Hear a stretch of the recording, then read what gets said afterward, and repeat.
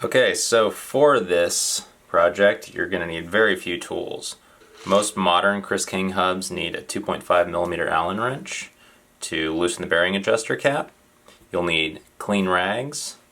You'll need some ring drive lube. Tenacious oil. Phil's tenacious oil is nice for lubricating threads.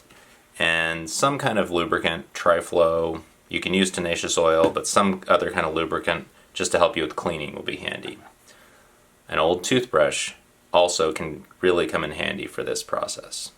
Alright, let's get started. So we're going to take our hub, your 2.5mm Allen wrench, and loosen the bearing adjuster cap. You can insert the wrench into the hole next to the actual bolt head and hold the axle and rotate to loosen it.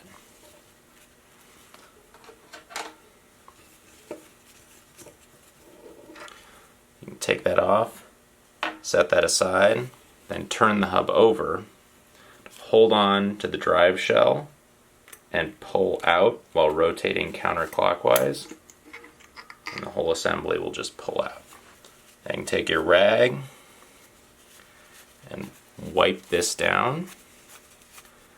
Really take your time with this. You want to clean this very thoroughly. Dropping some lubricant on there can help free up the dirt.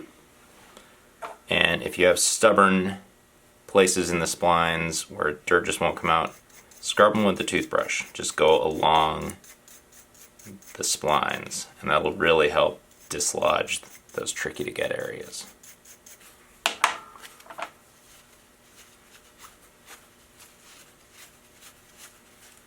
Good time to clean any dirt off of the axle also.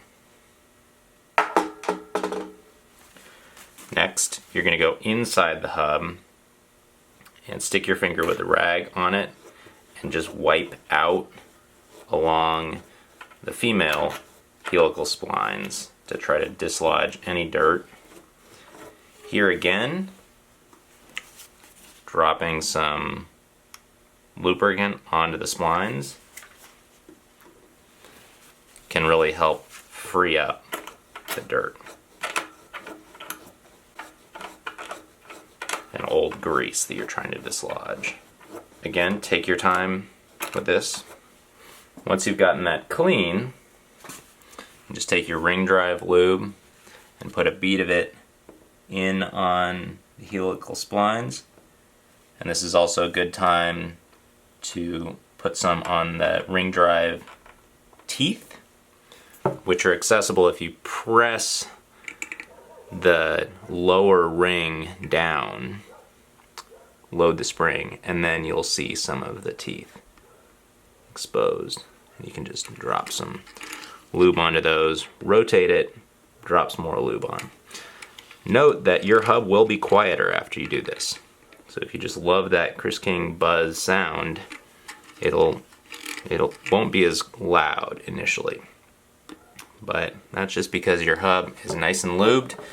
The sound will return. Once you've got ring drive lube inside the hub, then you can go back to your drive shell and just put some lube on the splines here. You don't need a heavy coating. You just want to make sure they're thoroughly lubricated, because these sliding freely on the inner ones is what keeps your hub engaging quickly. Now we're going to use some Philwood tenacious oil just to lubricate the O-ring. Also going to use that on the threads on the axle and this axle O-ring. Now you can hold the hub in one hand and the drive shell in the other and just reinsert the whole drive shell assembly in the hub. And once you get it almost all the way in, you'll need to press and rotate clockwise to fully seat it. Sometimes you'll get a little snap, other times it won't quite snap. You can flip the hub over, get your adjuster cap, put a light coating of tenacious oil on the threads,